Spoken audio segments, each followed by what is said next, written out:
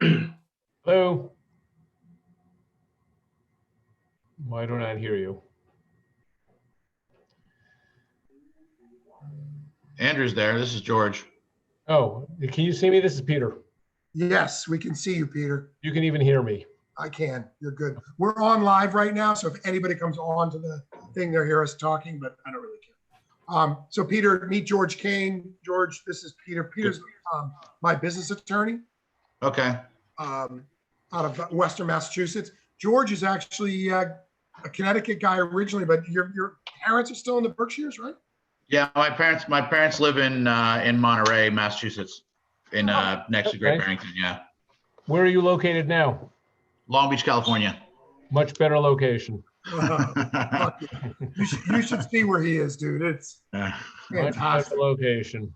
Yeah. It doesn't suck. Wait, but you know what? It's not like he lives here. Yeah, well, I get it. Yeah. I get it. My son lives in LA and he ain't ever coming back. Oh, Yeah. His son's one of my favorites too, George. Yeah. You love this kid. He is nobody's fool. I Yeah. love him. He's just a great kid. So, all right. So we are live in 2 minutes. Do what you need to do for 2 minutes. But Okay. I'll come on. I'll introduce each of you. Peter, I will start with you. I'm going to ask you the questions I asked in the email I sent you. That's fine. And then we'll sort of riff a little bit. 10 minutes, maybe 12. Justin's going to feed some questions. If there's anything I think you can answer without it feeling like you're giving legal advice, Yep. and it's more just general business acumen for an attorney, we'll reflect that. No worries. I'm just going to mute you for 1 second because I need to speak to somebody. Yeah, do what you got to do. Okay. Thanks, bud.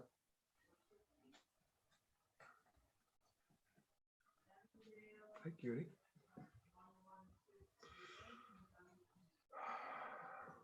So you're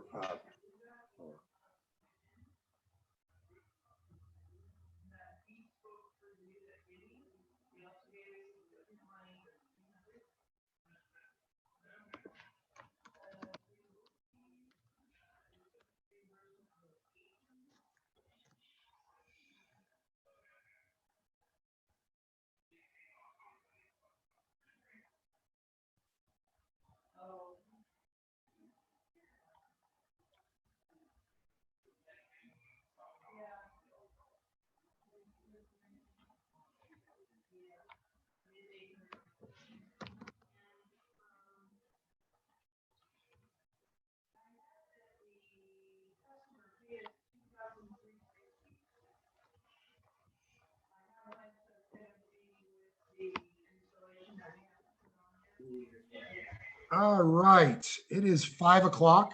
We're going to wait a couple of minutes to allow folks to get onto the stream that would like to participate. But generally speaking, we're gonna be meeting with a few different people today during this.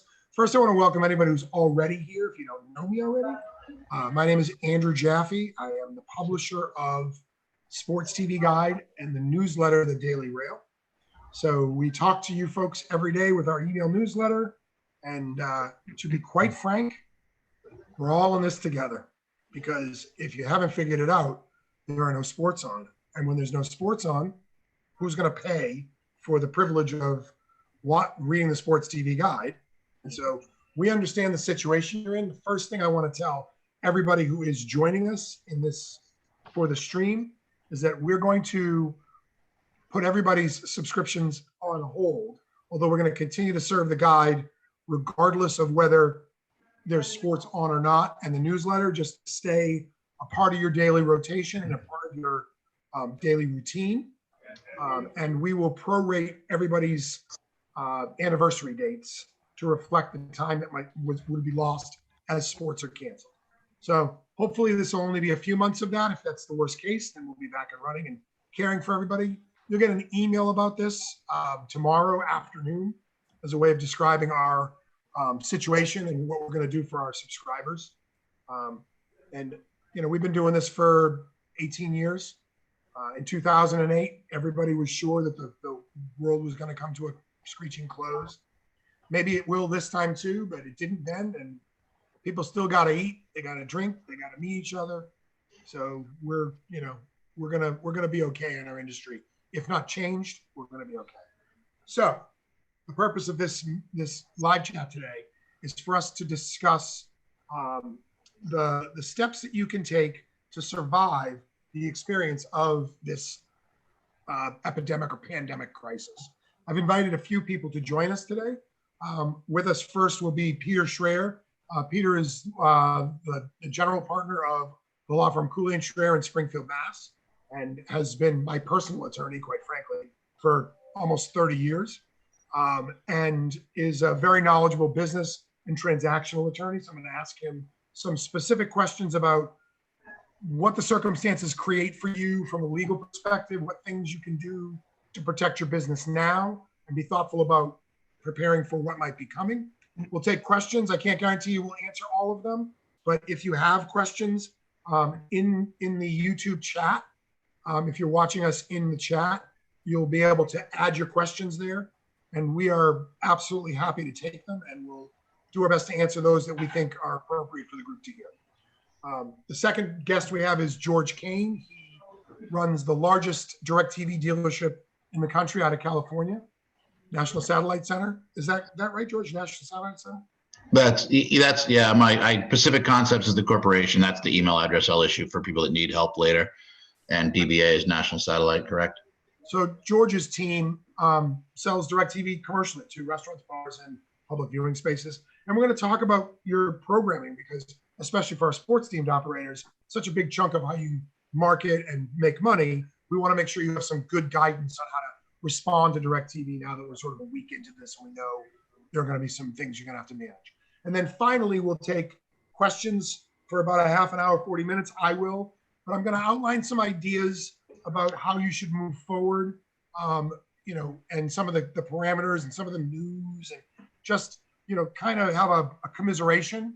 And then hopefully you guys will have some questions about your individual situations, and I'll offer whatever insight I can provide as a 25-year veteran and successful restaurant operator to the mix. And, even if it's just a discussion that we have. So, and we may come out of this with more questions than we have answers, and we will do a follow-up email that will review any of the questions that we didn't answer successfully to give you a chance to hear about that sometime early next week. So that's the plan. So I'm going to get started. I'm going to start by, again, thanking Peter and George for joining us. And I'm going to specifically start with Peter.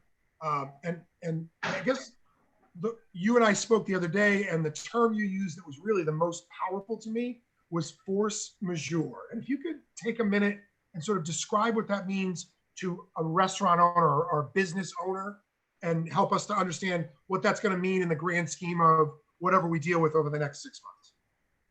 Thank you. So force majeure, for those who have not heard of the term, is a French term that's found in most, if not all, contracts.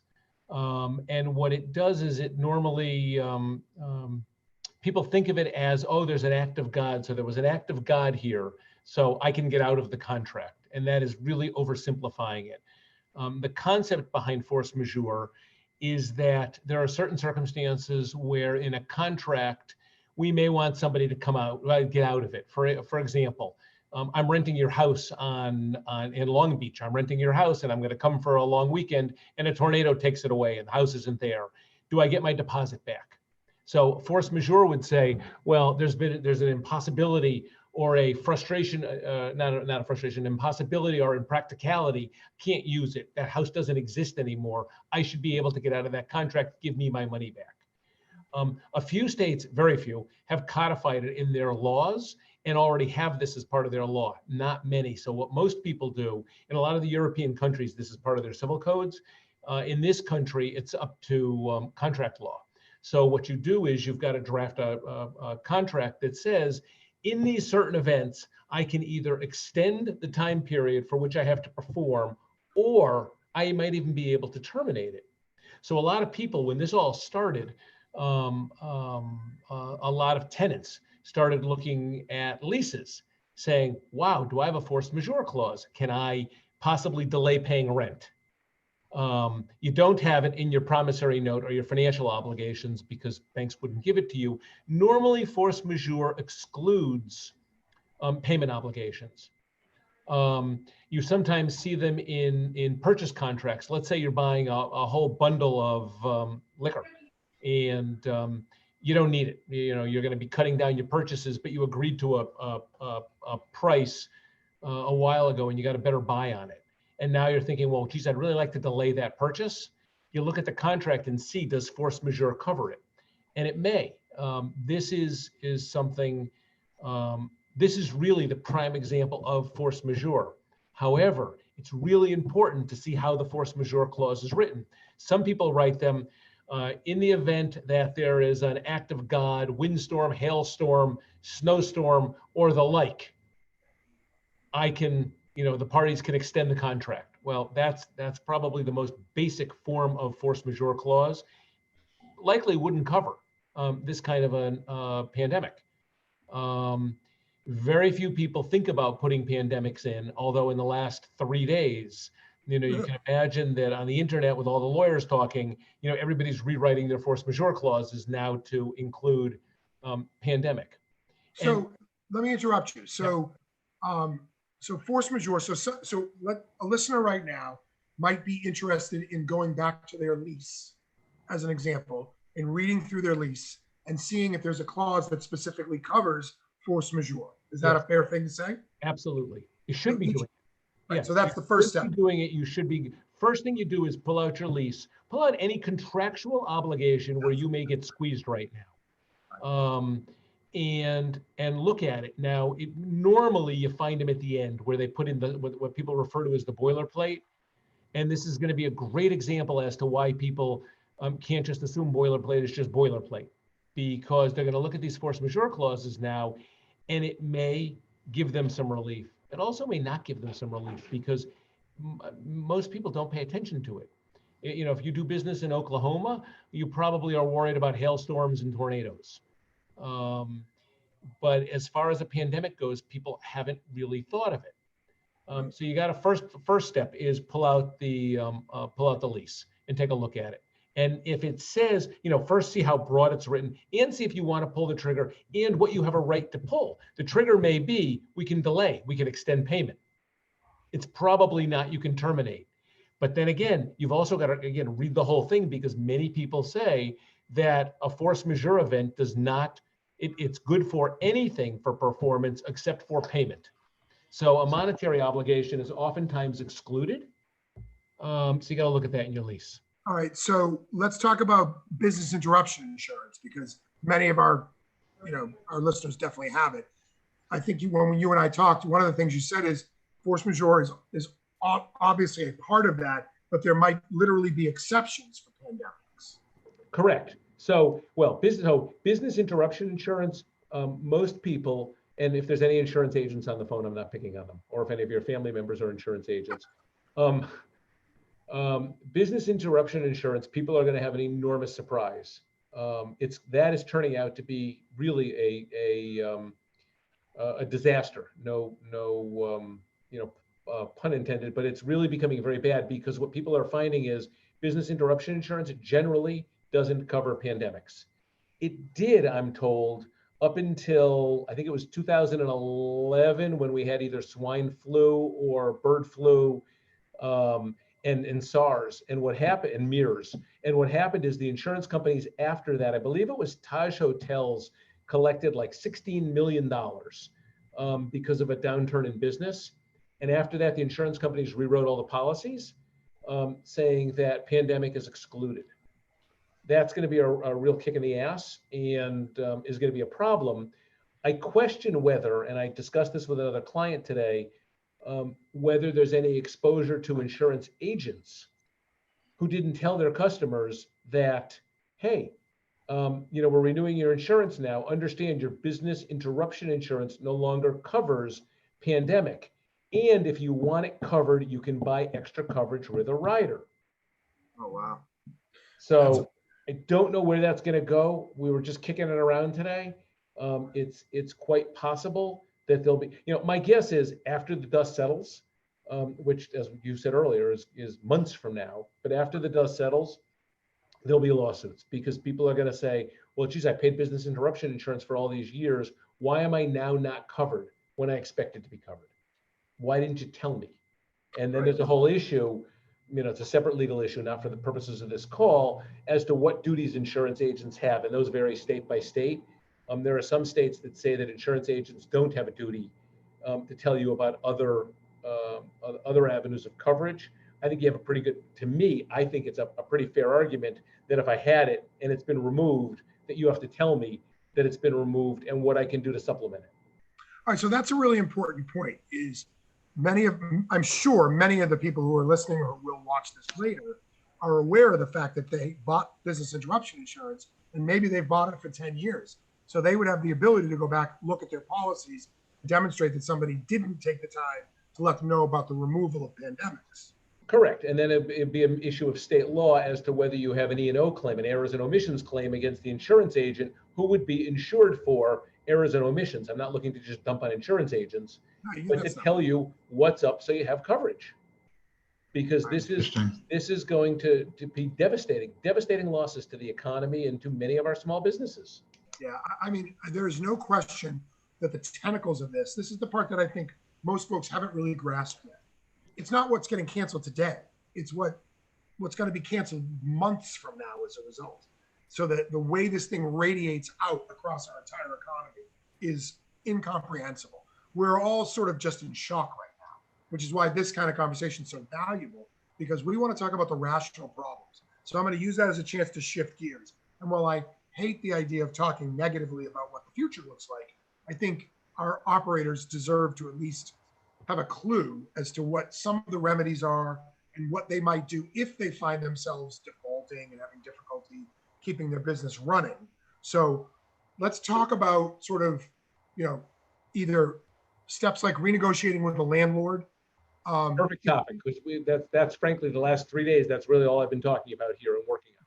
So, great, give us some insight. Excellent topic. And for everybody who's listening, law varies state by state and is really fact and circumstance dependent. So understand we're talking generally here. I can't be giving legal advice just across the internet.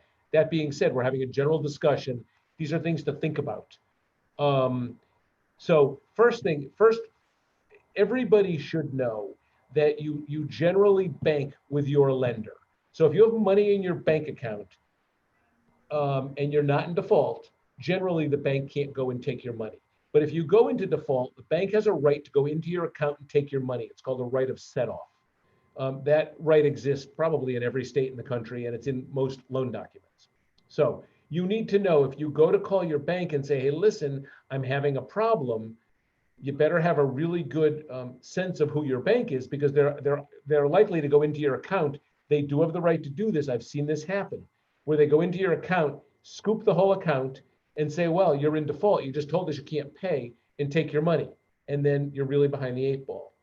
So you really got to talk to your local lawyer about that, because you might also be obligated under your loan documents to keep your money in the bank. There are some people who want to remove a chunk of it before they have this kind of a conversation, just to protect themselves and have a little bit of a war chest in case there's a problem. No, that's actually really solid advice. So again, if you have a bank note of some sort, or even as pertains to managing your relationship with your landlord, do everything you can to protect the money you have prior to that, so that nobody can come after you in ways that you don't have any kind of control over. Right, because we all have, most businesses have a revolving line of credit, and generally revolving lines of credit are demand instruments, meaning a bank can demand it for any reason at all, as long as it's not for a discriminatory reason. They can't say pay your loan because you're Black or Jewish or anything like that, or a woman, but they can say we just demanded it, and they have a right to do that. So that's normally what they'll do, is they'll say, well, we made demand and we pulled the money and paid off the line of credit or applied it to the line of credit. So you got to know that going into this. That being said, generally the best rule is to talk to your creditors. And especially right now, the banks, from what we're seeing, banks and landlords are actually being pretty forgiving about working out a game plan with people as to how to get through this. And they may do, they probably, they'll require you to pay interest each month, but they may modify your loan and let you go interest only for the next 4 or 5 months. You can remember, interest for the bank is rent for the money. They want to get their rent. So a lot of them, I think, are going to go and give people 4, 5, 6 months interest only, and then start with principal again. And what you can do is, seek a principal deferment, and just, push it off 6 months, or take the 6 months you're going to take off, either put it at the end, or maybe amortize it over the balance of the term of your loan. Right. But again, So you got to can talk increase to your them. principal payment, but not, Right. yeah. Landlords, talk to your landlord. If you're, if in your business, in some states, bars and restaurants are now closed. They had to. Restaurants can do to go. In Massachusetts, all bars and restaurants are closed right now. So, what they're doing is, I've got 2 restaurant clients that have gone and spoken to their landlord about, no rent for at least the next 3 months to see what happens here. Can't hurt to ask. Right. And so far, I've got 2 that have said yes. I've got one who said, listen, I got to pay my note too. So, we're going to see what happens. But the point is, I think with that one, we're going to talk to the bank with the landlord and really show, because it's a pretty successful operation. It's just the rent is a big nut. Yeah, no, that's great. Those are really, really good points. So the last thing I wanted to take up with you, and again, it's morbid because it's the possibility that somebody might end up failing and what they're going to have to do to protect themselves. So, well, I'm not expecting any kind of advice for anybody specifically. What I would ask you to do is sort of talk about, I'm assuming that 11 and 13 are the 2 bankruptcy chapters that apply to businesses more readily. Or Yeah, 7? right. So most people think about a 7, which is a personal bankruptcy. It's like a personal Chapter 11. There's a Chapter 11, which is a business reorganization, and then there's a Chapter 13, which is really a wage earners bankruptcy. So for businesses, you would be talking if in fact everything went bad, you look at a Chapter 11. And generally speaking, the idea of Chapter 11 is a circumstance where the business can be reorganized. It's got unsecured creditors who it can do something with, maybe pay them off over time, but basically the business should be in good shape. And if it was rehabilitated and paid some kind of a small dividend to unsecured creditors, that there otherwise is equity in the assets and a performing business. And it's gotten sick. And we've seen Chapter 11 with the airlines, where they've worked and they've paid off, some of their unsecured creditors with 5, 10, 15, 20 cents on the dollar. But because they otherwise were decent performing businesses and otherwise healthy, they worked.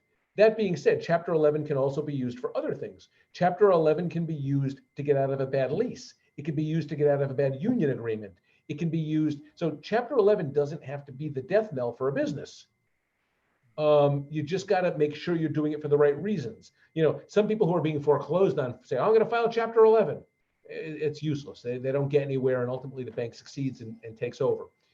Only like 15% of Chapter 11s are successful, meaning they come out of bankruptcy, but that's really because many people file Chapter 11 for the wrong reason. Oh. Chapter 11 for the right reason can really be a good financial tool. We years ago, we had a guy in our office who did a fair amount of sophisticated Chapter 11 work. I remember we once filed one for a supermarket, mostly because to get them out of a bad lease. They had a horrible lease. And what they were able to do is get out of the lease. And they started again. And it worked out just fine. And again, that also varies state by state, circumstance by circumstance, but it's something that you should at least, if it's the other reason people have difficulty in Chapter 11 is they wait too long. And I'm not advocating that people file Chapter 11, but if the water is at your chest, you should start talking to somebody about planning, just figuring out what the best thing to do. If the water is at your eyebrows, sometimes it's too late and there's nothing you can do. So, really the best way to survive this, and I've been saying this all week, is to be proactive. And like you're doing right now, by getting together with a group of people that are in the trade and talk about it. What can we do? What are some possibilities? Where do we look? You can't run around like Chicken Little that the sky is falling. You're not going to sit down and just cry. So there are options, right? I suppose you're not going to do the inventory. So, I would talk to your advisors, lawyers, accountants, somebody like Andrew who's in the industry, and kick around some ideas so at least come up with some possibilities. And I wouldn't just go down one road. I would look at a couple of them and see what you think works best for you, Excellent. and then do something. Peter, I can't thank you enough. That was good quality insight. It starts the conversation for all these folks, helps them to better understand what they're up against. And, you know, we're all of us are in the same exact boat. We have no revenue, our businesses are closed, and we're just trying to figure out how to make it from day to day. So hopefully this will help those that were able to hear it. We'll be posting it as well. And I couldn't be more grateful for your time today. Thank you so much. You are very welcome. I'm going to sign off now. All right, Guys, cheers. good luck. Andrew, call me whenever. If anybody has a question, I'm happy to have a follow-up with them. Thank you, my friend. Thanks, guys. Bye. Okay, that was excellent. Thank you again, Peter. So now we're going to move on to George Kane. George is our resident DirecTV expert. George and I, in preparation for this, talked about a couple of things that can happen. I'm actually going to step back, let George describe what he's knows about what you should be doing and some of the steps, and even a bit of service that he's willing to provide to clients right now to help them take advantage. So George, I'm just going to let you do your thing. Okay. Good afternoon, everyone. I wrote some notes down, and I'll go through a couple of different things and options and questions that people might have. I service about 13,000 bars, restaurants, golf courses, and country clubs around the country. So we've been, quite active with customer service requests in what we'll call a situation of downgrading programming or taking your programming to full pause. I'll start with some basic questions that people have come to me. What about the payments for NBA, NHL, and MLS, which are in action seasons? Those programming packages are typically 5 payments, and someone would have made 4 of them. At this point, I would not make that 5th payment.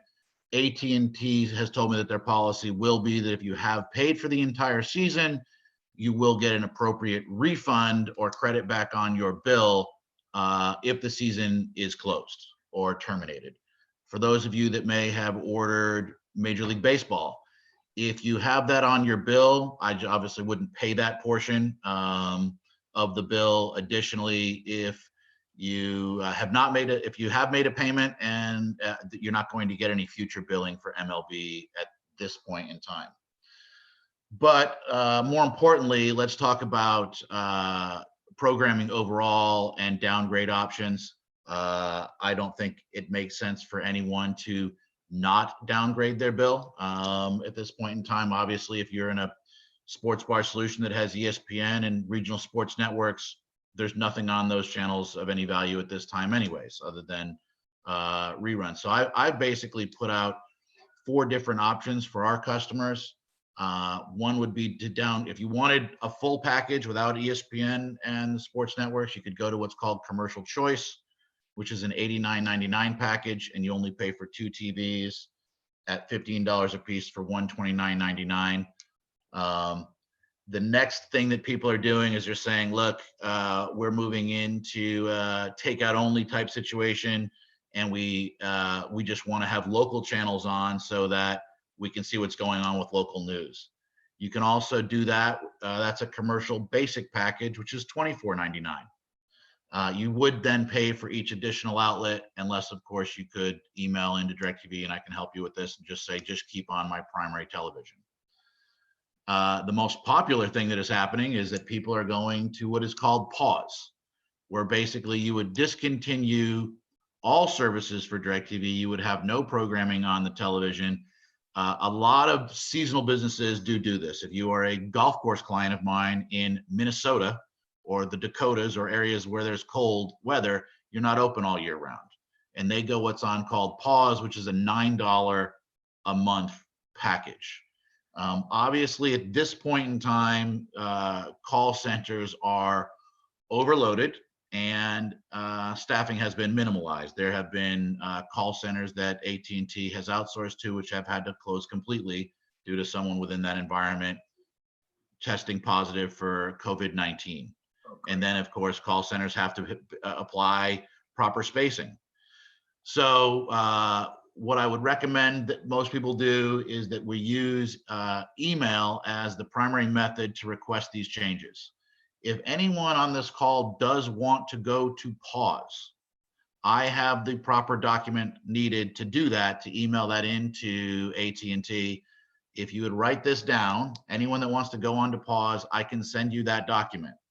The email address that we're set up for that, so that it's all centralized, is the word downgrades@pacificconcepts.net. Pacific like the ocean, concepts plural.net. If you email that address, I will send you back the downgrade document. I'm even willing to fill it out for you if you would like us to do that. In order for me to do that, I would need you to also send me a copy of your bill. That way I would have your restaurant name, your restaurant address, and all of the information that's needed to help you complete that document. And then I'll send that into AT&T with you CC'd on that email in order to way to support you as a customer. If you have a dealer that you work with, they should also have this document, and you can contact them directly, but I'm just trying to be an advocate for proper customer support and service in obviously times of unknown certainty. I also saw an idea which doesn't relate to DirecTV, but I'm going to put it out there anyways. And if you want to see it in print, I'll be glad to share it with you. A friend of mine shared with me what one of the restaurants in his area was doing. Obviously, as opposed to moving to just a takeout type facility, they actually changed their model to be a takeout and grocery facility. Obviously, they buy food in bulk and wholesale. They put together what we'll call a weekend dining package of uncooked food that would be certain amounts of steak, chicken wings, potato, pre-prepped food that then was like $150 package. Customers can order it and they can go, they call it in, they go, they put it out in their trunk and they drive away with it. You know, obviously sports bars are not necessarily thought of as takeout type facilities. I shared this with one of my local clients and he thought it was a great idea. If anyone wants to see what that presentation looks like and you think that that might be a solution for you to ad hoc improve upon your takeout and provide people with a bundled package of food that they could take home and cook on their own, I'll be glad to send you the picture of what that post looked like on social media. And then you can decide if that's something that you might want to use to your benefit. But that was one of the great ideas that I had thought of for people that just takeout may not cover it, because so many people are out buying food in bulk. This gives them a solution to get some stuff that would be set up and ready to be made into a variety of meals for, say, a family of four. Actually, brilliant. We were when we're done with the DirecTV conversation, we're going to focus on that. I didn't even think of that. So that's absolutely terrific. Again, we're going to have, so all the information George gave you regarding his email address that you can get support on downgrading from. And that idea, whatever link that is, George will provide that. We'll send it out, but you can also reach out to George directly at downgrades@pacificconceptsplural.net. So, yes, but that's great stuff. So when it comes time to turn back on, I'm presuming it's as simple as a phone call to either you or to DirecTV. Yeah, you'll be able to, when you want to bring your service back on, the best email, there's an email for that, which is, I'll include in, when you send me this, I'll send you that. It's commercialcustsat@att.com. When anyone sends me a bill or asks me to do something, I'm going to give them kind of like a little template of a workflow plan that they can use, not only for making sure that their downgrade happens, but when they want to return to service, we can do that. If anyone does send me a copy of their bill, and I've done some bill audits with Andrew in the past, we often find clients are not being the most efficient in their purchasing. And I will go ahead and let you know, hey, you're in a package that already includes Golf Channel, but you're paying for Golf Channel. So when we do bring it back on, I'll tell you exactly what to do to make sure you're not wasting any money on your DirecTV bill that you don't have to. There's a couple packages in there where I often see people might actually spend as much as $105 a month for channels that they already get included in other packages. And so I'll be glad to be able to do that. I have obviously outbound sales staff is a non-existent thing in our business right now. So I'm just using my resources to keep everyone engaged in helping perform customer support. So that's one of the things I wanted to do here is, we doing all this for free, and hopefully we'll be able to bring some value to people on this call that they wouldn't be able to get otherwise. George, thank you. I have to tell you, I think that what you gave for information is super relevant. Again, we will re-inform everybody. Downgrades at pacificconcepts.net is how you email George for direct support. If you want to include a picture of your bill, that will facilitate him getting a little ahead of things to support you. But in this case, it's just good information. At least now you know you have several options to manage. And thank you. Thank you for You're your very time. welcome. No problem. Right. So George, we'll let George do his thing and take off and go back to taking care of his customers. And Thank you, everyone. Stay healthy. Good luck and best wishes. And I'll see you in my inbox trying to help everybody out. Have a good day. Thanks. Bye-bye. So from going forward perspective, the conversation I wanted to engage in is to talk about a few things. We don't seem to have had a lot of people asking questions. It's more about an interest in just hearing the conversation. Now, if you're on the YouTube stream, would be a great time. If you're on our page and you want to access the YouTube so you can do that, if you look in the window surrounding the frame, the word YouTube is in the window, the lower right-hand corner. If you click that, you go into the stream and you're able to see the stream live and you can ask questions if you have them. So just an FYI, if that's something that you're interested in adding a question to. But I want to talk about a couple of things that I think are important right now. Communication with your staff, vendors, and the community in general is extremely important. So I purposefully did not communicate to anybody prior to this meeting what we were going to do as far as freezing everybody's memberships and subscriptions, because I wanted to see a little bit further down the road. And now that I have a sense for where we are in place, we've seen a couple of encouraging circumstances. Certainly in China, in Wuhan, they've had 0 new infections in the last 24 hours and only like 36 or 40 in the last 24 hours nationally in China, which is a great sign that they've flattened the curve.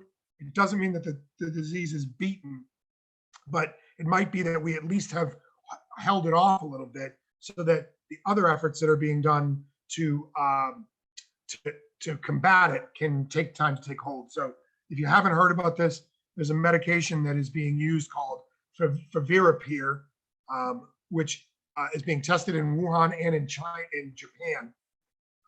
And it's shown high efficacy to treat the disease. It doesn't preclude it, but it treats it. So if you do show symptoms, this antiviral is a faster route to getting through it. You can go, instead of the average of about 11 days for recovery, it drops it to 4, and it drops your communicability or how dangerous your shedding of the disease is, and makes it safer for people in the long run. So that's a good sign that they found some results with that. We'll know more with widespread testing finally starting in the United States over the last couple of days. So one of those things where we're learning an awful lot about the disease, the way it moves. I would say to anybody who's sort of tuned into what's happening, that we likely won't see a return to normal for a minimum of 60 days, meaning restaurants open in a regular form, et cetera, especially if the disease is still growing in infections and we see anything that looks like what happened in Italy. Spain has taken really dramatic steps, draconian steps with their own health industry to try to get the costs and the situation under control. So we're seeing a lot of different methodologies across the world, and hopefully some folks will find some results and we can all see an end to this nightmare. I would tell you not to think that you were going to be under siege for at least the next 60 days. If it's less, that's probably a good thing. So what are you going to do in the next 60 days? Well, you could be like the guest we were hoping to have, who is Nick Fosberg. Nick is a really well-regarded restaurant operator, and he has a program he runs with operators called Bar Restaurant Success. And it's a really high quality, emulatable marketing program for social advertising, execution, etc.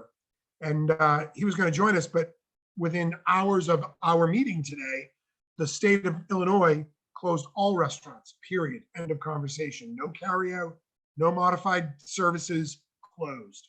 So he's rushing to his restaurants to try to sell off whatever perishable foods he has to do some sort of a come on in and get a ton of discount so we can monetize at least a little bit of that. If you can still serve, certainly. We published today in the newsletter a 5-piece series we did on delivery in general, which might help you as a primer to start considering implementing delivery. Maybe you don't want to use Grubhub or Postmates or DoorDash. You want to do it yourself. You've got servers in the front of the house, cooks in the back of the house. You can give somebody some hours. It might be worth doing. There are transmission issues. You can require only credit card payments, so your staff's not handling money from anybody. They can wear gloves and masks to protect themselves. They can use disinfectant for their hands. So we're not passing or receiving any kind of viral infection. And you can turn your restaurant into that. You will need to communicate to your customers whatever it is you're doing, even if it's to say, we're calling it a day for 60 days till this warms over. If you do that, I saw a great piece, and again, I'll link this, about restaurant bonds. And what they basically are is asking your guests to buy a gift certificate for worth $100 and only make it cost them $75. And they would have the value of that increase by some amount every month that we're out. So let's say you sold a $75 gift card that would be worth $100. You can either just give them $100 credit and thank them for it, or you can escalate the value of it. So if it's worth $75 immediately, and if you don't open for another month, you make it worth $80. If you don't open for another 2 months, you make it worth $85, and you pay them for the delay in being able to use it. So there's a couple of ways to approach it. If you do certified accounts, gift certificate accounts, it's actually very easy to do. If you're just swiping cards or handwriting them, a little more difficult. But the idea is asking your customers to invest in you, to say, hey, we want to be here when this thing comes back around. If you guys can help us to keep our staff on term and to keep some semblance of order in our business, we're going to be here when you get back, and we're going to reward you. So there's some value in that. That's one step you can take. Certainly, as we talked about with George's suggestion, which I think is brilliant, is doing home meal packages, not just doing food for carryout, but getting some boxes, lining those boxes with saran and foil, packaging meat and vegetable and starch, however you want to do it, and do meal packs. You've got carryout containers, you've got other kinds of containers you can buy. And if people are interested, you might just keep yourself busy and be able to stay open, even though they are closing non-essential services like restaurants. If you're delivering food for bulk consumption, you might be able to stay open. Anything you can do. If your doors are open, you're still in business. And so if your doors are closed, no matter what you say, you're not taking any money in, you're not in business. I can tell you that the Sports TV Guide is not in business. We are absolutely stuck right now, waiting for things to change. And if this takes 3 months for this to resolve, we don't get income for 3 extra months because we're going to have to credit everybody, which is fine. It's the right thing to do, but we won't have revenue.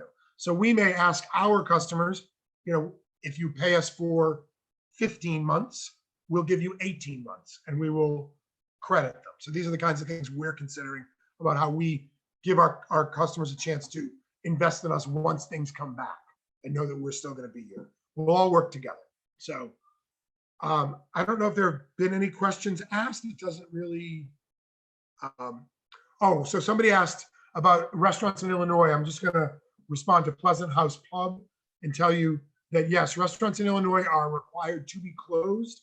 As far as I know, by end of business today, I believe 8 p.m. was the window. You may want to check with your local authorities on that, local news, but that is the information I have from Nick Fosberg, who's a restaurant operator in the greater Chicago area, who was going to be with us today, but needed to attend to his restaurants. That means he's real. So That being said, if there are no other questions, I will say this in closing. First, remember, you can always reach out to us. We are going to stay delivering the guide, delivering guidance, insight, news. We're going to work to keep a part of what you're doing and supporting you for as long as we can. We may run more of these sessions as issues start to crop up. You'll be notified about them. We hope you'll feel comfortable joining us. And so, yeah, so Casey Keller just asked, can we send the email address?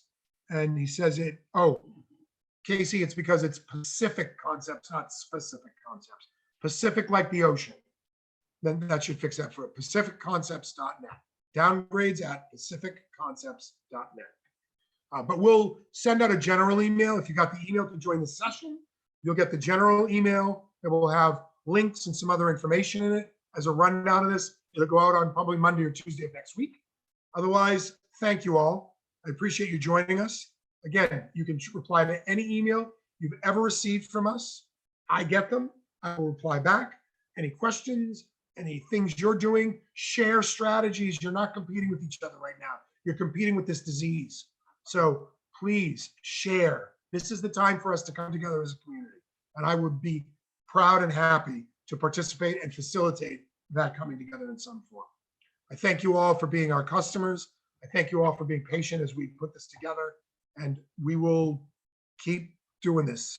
We really, really, we love you guys and we want to stay with you. So thank you. I'll tell my man Justin in the back end that he can end the thing. And to Jeremy Maganelli, thank you for your kind words, and we will be here. Have a good day. Thanks, guys.